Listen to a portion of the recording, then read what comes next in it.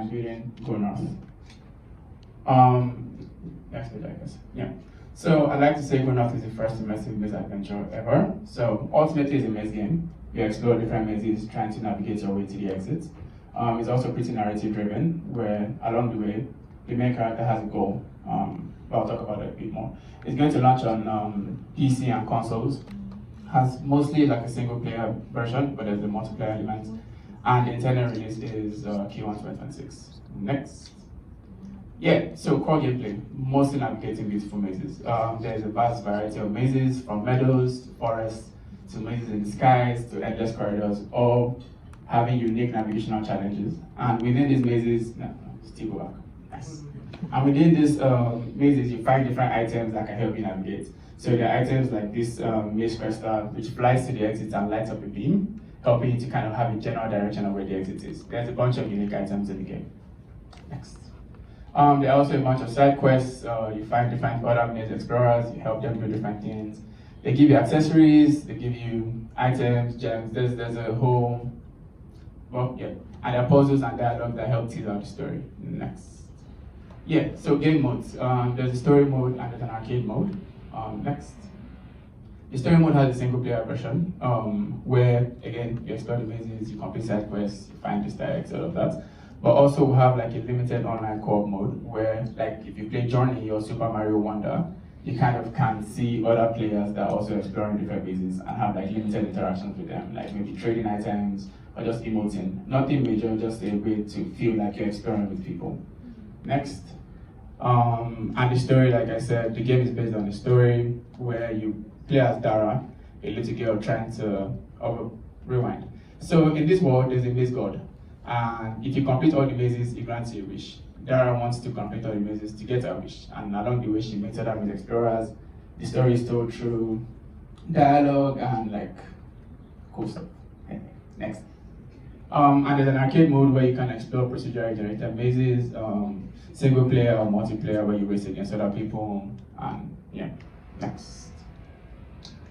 I believe I removed this slide, so next.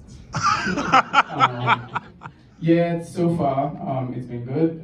We've gotten a lot of exposure from different channels like IGN, Game Awards, in the Live Expo. It's been fun so far. Next.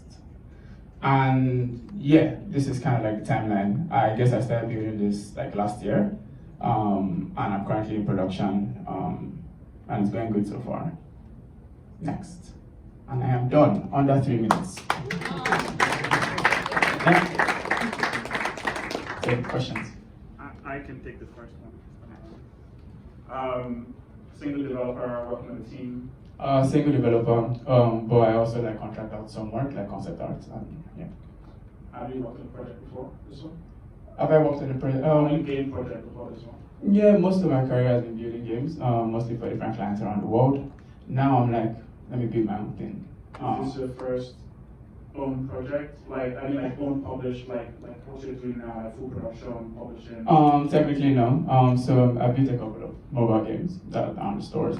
And I built a VR game before this, but I didn't push the publish button, so I guess that doesn't count.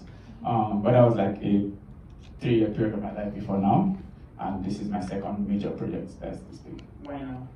Why now? Like, why am I building this now?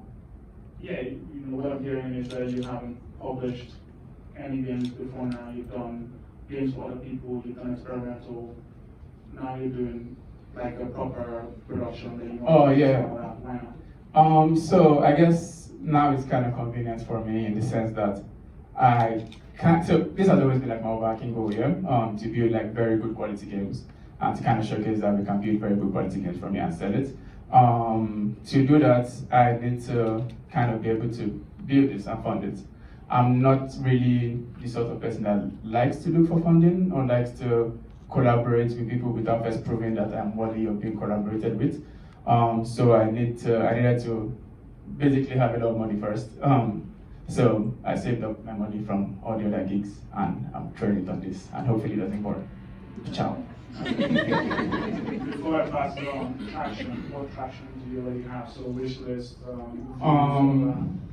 I mean, I don't want to communicate wish list numbers because secret sauce. No, just give us a range. In the thousands. In the thousands. Yeah. Over 5,000. Oh, no. Oh, we'll get there very But soon. in the thousands. So Yeah. over 1,000. Yeah, yeah, Under 5,000. Yeah, 1 to 5. Close? In the thousands. Yeah. That's probably the most important question. Yeah. You shouldn't feel like you shouldn't communicate that number because it actually It's brings important, more yeah. people. Because if Yeah. I heard like, oh, you already have 4,000 wish lists, I'll be like, oh, that's a good game I'm missing out on. Let me wish list. Yeah, I do understand that. I think I haven't properly done. I think if this question was asked maybe a few months in the future, when I've paid more attention to actually garnering the wish list, I'll be more proud of the number. Not like there's anything wrong with having like Over less than 5. Over 1,000 is already, like that's, you have over 1,000 people who have gone, who've not published the game yet. Yeah. So take it. I think what the point she's making is by just saying that number, other people want to get you to the. So even if you get like 10 wish lists from here, that still adds because people are like, oh, he has 1,320. Yeah. I'm gonna be the 21st person. Oh, okay. That's on the hype, you know? Like Oh, that's cool. I guess I looked at it kind of counterintuitively, where I thought it needs to be like a pretty impressive number before, and I maybe I have stupidly higher standards. So I don't know. I don't know. Yeah, but thanks. I guess I'll be more. Yeah. Yes, it's totally important. Even if you have one people, wish list you get because there are thousands of games without downloads over the internet. So be proud of what you do, even if it's just one person. The second thing is there is a game called Europa, very close to what you. Yeah. You have to take it. Very positive on Steam, billion. Yeah, I know Europa. It's a similar vibe. Yeah. Yeah, it's casual, it's exploratory, Exactly. and it's also beautiful, which is one of the things I'm kind of going for. I like the game. I like that. Thank you very much. Yeah. Yes, I have a couple of questions. My first is, one, what is the inspiration behind the game? Because I see the story and I have something that comes to my mind immediately, so I'm curious if that's what inspired the game. Secondly, it's a maze game, so one, how many mazes do you have? How many hours of gameplay are you thinking of regarding that? And then, is there a mechanism? Recently, I saw at Game Expo some guys who have created this AI engine that sort of takes the information of their levels and can create more. So I'm wondering, how many hours, and is there something in place for maybe when people finish the game to level up, or what's your thinking around that? Yeah. Okay. Good question. So first, inspiration around the game. The last game I worked on was a game called Home VR. It was a horror VR game. I think it's a pretty good game, but I didn't publish it for a couple of reasons. One is there's not a lot of VR enthusiasts out there. It was hard to market it. It was even hard to get my friends or people around me to even try out the game because you need to have a headset to try it on. And that kind of like demoralized me.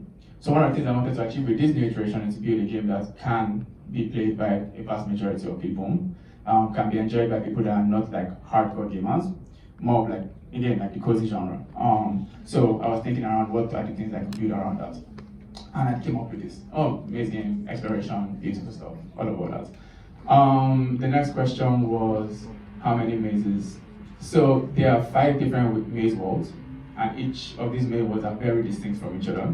So for instance, there's the meadow, where it's like easy, simple. There's the forest level, which has a lot of like traps, like pitfalls and things like that. There's the sky maze, which has like a vertical component where you have to climb different ladders. It's significantly more complicated. There's the endless corridors where like there are different corridors and each door leads to a different corridor. So each different world would have at least 10 different mazes within it. And so that's giving like a minimum of like 50 mazes. Yeah, and then like follow-up things is, so most of the more difficult part of this is I also want to be able to generate mazes like almost at the click of a button, yeah?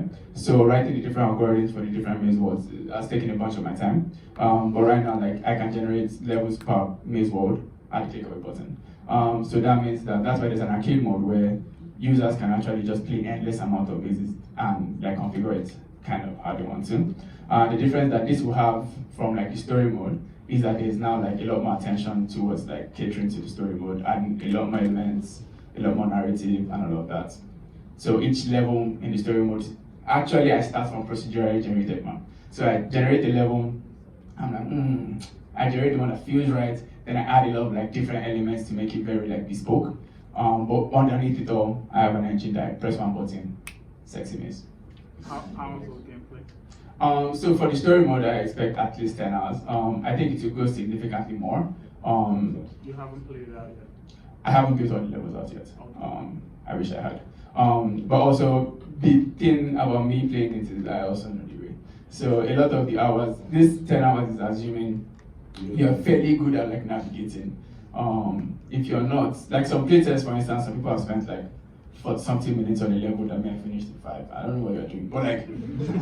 Well, you designed it. Yeah. So some people, I'm not pointing fingers. 1 hour, what I consider there. Yeah. So there's enough play time. I believe so. Yeah. Okay, no, thank you. And those were really good answers. For the inspiration, I was thinking because it's called Go North, and with the guy and the bird, I was thinking of Bran Stark from Game of Thrones. How they're based in the north and the east, so I was wondering if that was. But The reason it's even going up is, I don't know if it's relevant, but when I first was prototyping it, I was also trying to check like if it could work as a mobile version. And some of the ways I was considering input was in a way that, because I mean people love to play like one-handed hyperculture stuff. So I was thinking of like swipe inputs where you move, but you just swipe to kind of navigate, and that kind of only worked where the majority of your view was in one direction, and the maze had to be generated in a way that's like there's just one end. This is technical. You're only going north. Yeah, so I'm like, okay, that kind of inspired the name of the game. But yeah, that's the guy questions. Yeah. Just a final couple of questions. First of all, I really love the music on the trailer. Is there any more coming? Because probably it's going to be part of the cozy genre, maze. There's the visual and the audio that plays into it. So, what's the plan in terms of audio? Okay, yeah. So the music, I also contracted out to music producer, and it's doing the NYC now, so it's not available, but it's local here. So one of the things for me is I'm also collaborating with like local talent here, and because one of the things I'm trying to prove is we actually can build good quality stuff. We just need to kind of be serious about it.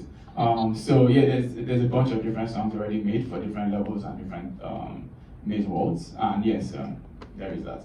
All the SFX stuff I'm doing. Yeah, and the myself. other part is the art style, because I see this like, it's pretty distinct, but the NPCs like they still feel very anime to me.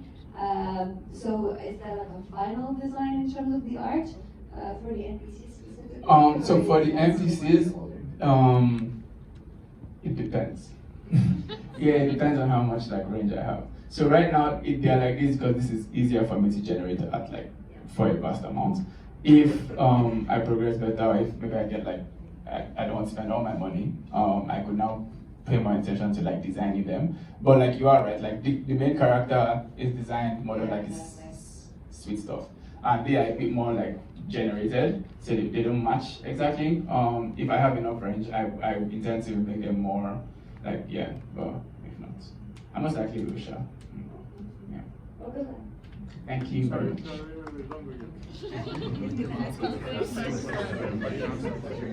I have 2 questions.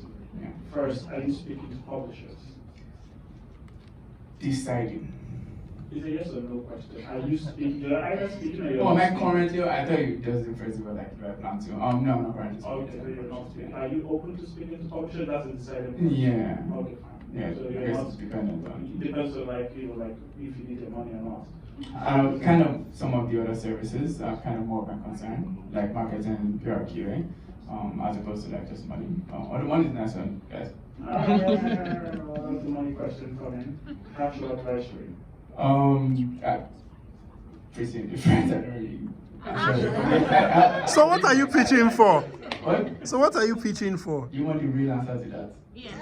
Yes. I was bullied. For instance, he's one of the bullies. He has communicated to me that I need to kind of be a bit more involved with like the Nigerian bullies. Kind of. Oh my like, God. He's sort of being like a snob, I guess. And I did see the reason in what he was saying, so I appeared. I said I will show up and I will showcase tomorrow. Then I was bullied by that other guy. Where he's like he wants there to be a bit more range in the sort of like the applications for the pitch. And he's like, "Like, do just do it." And I'm like, "I don't really." And he's like, "Just do it." And so bullying is actually why I'm here. But I don't mind. Like, I'm happy that I'm here. It's nice to meet all of you and all of that. This guy is okay.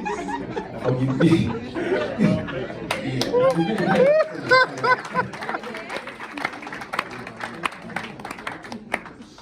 Oh my God. Thank you, everybody who have come to